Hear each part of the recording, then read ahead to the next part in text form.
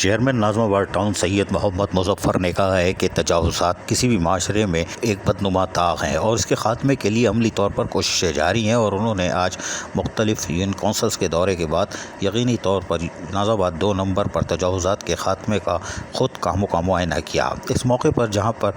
کام تیزی سے جاری تھا، وہیں پر انچارج راشد کمال اینٹی انکروچمنٹ اور ڈائریکٹر سینیٹیشن ظہیر احمد بھی موجود تھے، جبکہ AEE قیصر نے بھی جہاں کاموں میں مدد فراہم کی، وہیں پر کوشش کی کہ ہوٹل، پتھارے اور جو نالے کے اوپر تجاوزات تھی اس کا بر وقت خاتمہ کر دیا جائے، اور بر وقت خاتمہ کیا گیا۔ دکانداروں کو بتا دیا گیا ہے کہ تجاوزات برداشت نہیں کی جائے گی، نالے پر کسی قسم کی تجاوزات قائم نہ کی جائے۔ سید محمد مظفر نے جہاں کاموں کا خود معائنہ کیا اور وہ جگہ پر موجود تھے، انہوں نے بھی دکانداروں کو واضح الفاظ میں کہہ دیا کہ تجاوزات کسی صورت برداشت نہیں ہوگی۔ اپنا کاروبار اپنی دکان کی حدود میں رکھیں، جہاں بھی غلط کام ہوگا ہمارا اینٹی انکروچمنٹ کا محکمہ یعنی انسداد و تجاوزات کا محکمہ پہنچ جائے گا اور پھر آپ کو زحمت اٹھانی پڑے گی، سامان بحق سرکار ضبط کر لیا جائے گا۔ نالے کے اوپر تو کسی قسم کی تجاوزات برداشت ہی نہیں ہے۔ سید محمد مظفر نے واضح طور پر ڈائریکٹر سینیٹیشن اور محکمہ انسداد و تجاوزات کے افسران کو کہہ دیا ہے کہ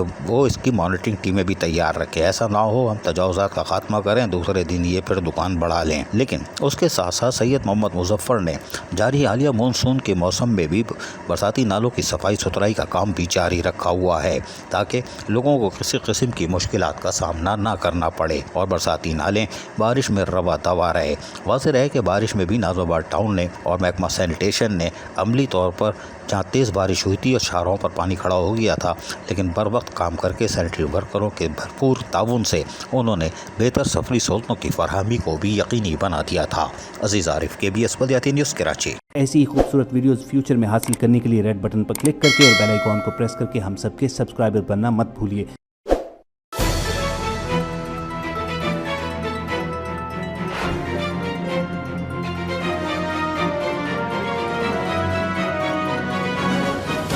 KBS بلدیاتی نیوز۔